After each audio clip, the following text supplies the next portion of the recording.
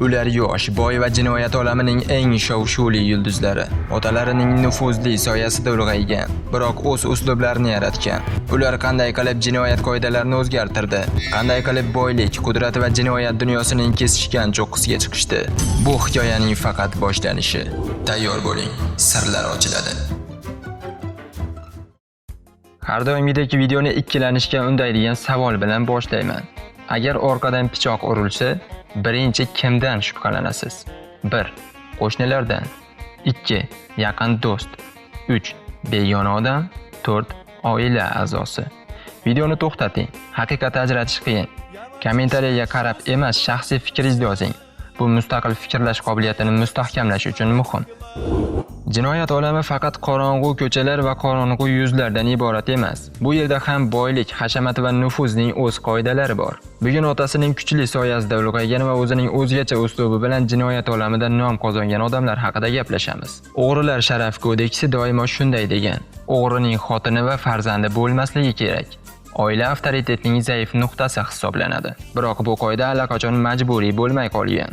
Qonuniy o'g'rilar nafaqat farzandli bo'lishgan, balki ularning bolalari xorijda nufuzli ta'lim olishadi. Dunyodagi eng qimmat kurortlarda yashaydi, hattoki o'ziga va turmush o'rtog'iga shou biznesdan karyera sotib oladi. Ushbu videoda sizga vor va zakoniyalarning omadi kelgan farzandlari haqida so'zlab beraman. Video jinoyatni targ'ib qilish yoki maqtash uchun emas, shunchaki qiziq bo'lganligi uchun tayyorlandi. Mehnatimni qadrlash uchun esa bir dona like kifoya. Avvalgi videoda obuna bo'lib poddershak qo'ringlar degandim, 35 ming odam ko'rgan, lekin atigi 300 tasi obuna bo'lgan. 10% emas-da bu. Biz odamlarda haqiqatda bitta fikr bor. Shunchaki kimnidir 3-4 kunlik qilgan mehnatini ko'radi, lekin e'tibor qilmaydi. Do'stlar, sifatli kontent chiqarishim uchun faqat obuna bo'lib hissa qo'shinglar, bo'ldi. Qolganini o'zim eplayman. Afsuslanmaysizlar.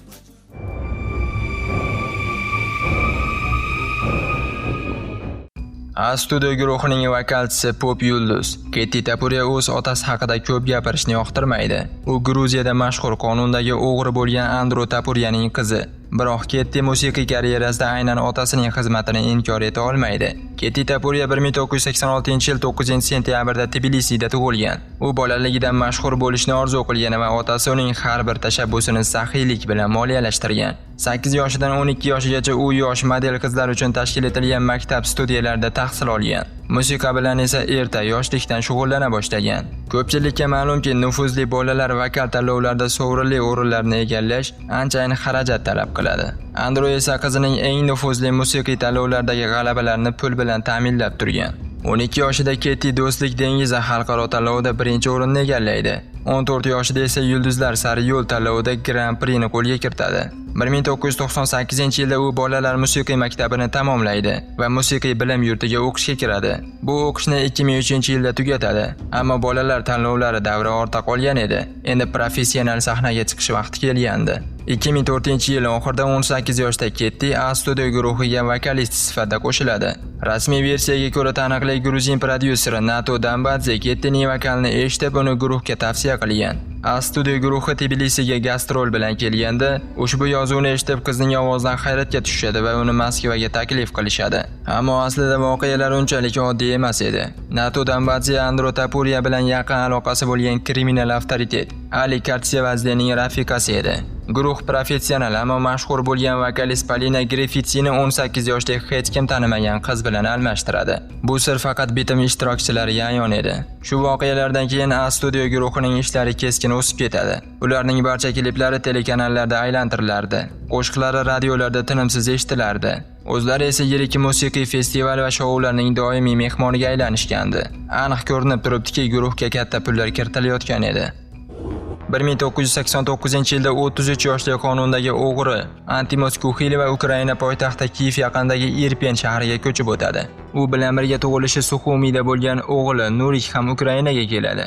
Bu yerda qonundagi o'g'ri antik avtomobil o'g'rilari va uy-joy talonchilari to'dalarini ustidan nazorat o'rnatdi. Nurik Kuxileva bolaligidan hech narsaga muhtoj bo'lmagan. U voyaga yetgach hashamatli hayot kechira boshladi. Kiyev va Odessadagi eng qimmat klublar va restoranlarda u muntazam ko'rinish beradi. Bu joylarda katta pul sarflashi bilan mashhur bo'lib ketgan. 20 yoshga yetgan Nurik boy yigit sifatida nom qozonadi. U Odessadagi qonuniy biznes bilan shug'ullangan. Kiyevda esa olimpiya hayot tarzini olib borgan. U hatto mashhur ukrainalik futbolchi Artyom Milevskiy bilan do'stlashgan. Ular bir vaqtlar Dinamo yoshlar jamoasida birga to'p tepishgan. Garchi Norikning o'zi noqonuniy harakatlarda rasman gumon qilinmagan bo'lsa-da, huquq-tartibot organlari uning biznesini otasining noqonuniy daromadlarini yuvish uchun vosita deb hisoblashadi. Antimozning o'g'li keng jamoatchilik e'tiboriga mashhur ukrainalik xonanda Anastasiya Pikhotkaga bo'lgan muhabbat orqali tushgan. Anastasiyaga shunchalik katta miqdorda pul sarflaganki, u Ukraina nomidan Yevrovideniya tanlovida 3 marta qatnashadi. 2009, 2011 va 2016-yillarda. Har bir ishtirok uchun jurnalistlarning hisobiga ko'ra $500 000 atrofida pul ajratilgan. Bu Ukraina nomidan tanlovga chiqish qiymati hisoblanadi. Ammo Anastasiyaning o'zi intervyularda bu pul qayerdan kelgani haqida izoh berishdan bosh tortgan. Prihodka ommaga birinchi marta Yulduzlar fabrikasi 7 loyihasidagi g'alabasi orqali tanilgan. Biroq bu g'alaba ham uncha-muncha xarajatsiz bo'lmagan.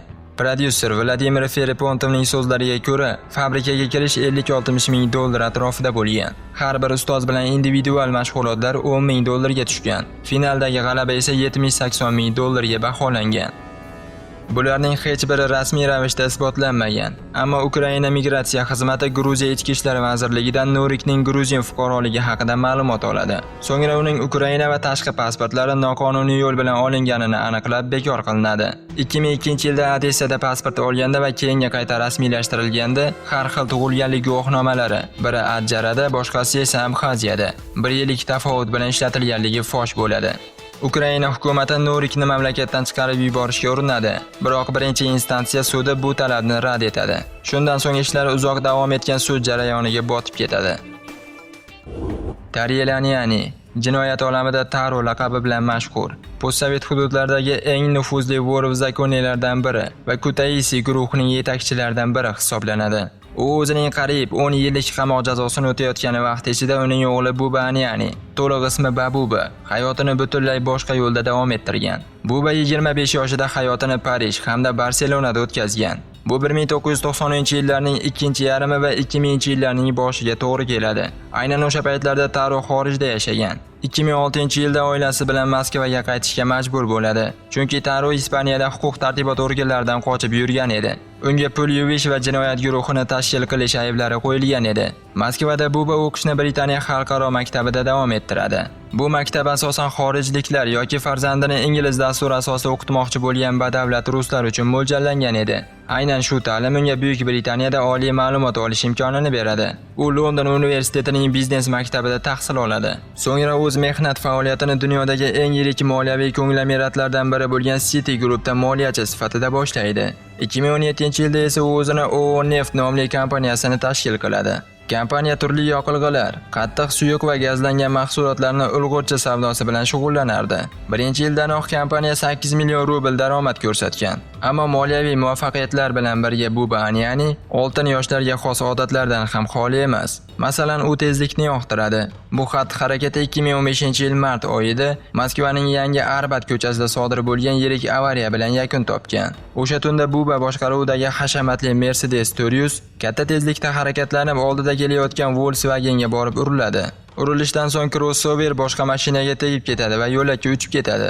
Anyani boshqaruvidagi Mercedes esa yo'lning qarama-qarshi tomonidagi yer osti o'tish joyi panjarasiga urilib to'xtaydi. Buba Anyani bosh miya jarohati va son chiqishi bilan shifoxonaga yotqiziladi. Undan tashqari ikki do'st ham turli darajadagi tan jarohatlarini olgan. Volkswagen haydovchisiga ham tibbiy yordam ko'rsatilgan. Unga burun suyagining sinishi tashxis qo'yilgan. 32 yoshli Gvantsa Anyani ommaviy axborot vositalarida ko'pincha jinoyat malikasi yoki kriminal malika deb ataladi. Go'zalligi bilan xuddi Kazanostra filmidagi mafiyos qahramonlarni eslatadi. Bu taqqoslash bejiz emas. Gvantsa ham yuqorida aytib o'tilgan eng nufuzli vor-zakoniylardan biri bo'lgan Taryel Anyanining qizi. Otasi 10 yillik qamoq jazosini o'tayotganiga qaramay, Gvantsaning hayoti hashamatli va bemalol davom etgan. U boy tadbirkorlar farzandlarining to'y va ziyofatlarida muntazam mehmon, eng mashhur ziyofatlar va jamiyat davralarining doimiy ishtirokchisi.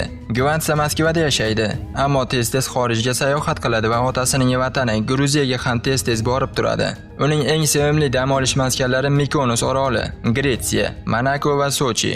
U hech qayerda ishlamaydi va asosiy vaqtini sayohatlarda o'tkazadi. Ammo bu hashamatli hayot ortida og'riqli bolalik xotiralari yashiringan. 1990-yillarda Tariel Anyani o'z oilasi bilan birga Fransiyaga ko'chib o'tgan edi. Ammo u yerda unga nisbatan bir nechta jinoyat ishlari ochildi. Shundan so'ng ular Ispaniyaga ko'chishdi.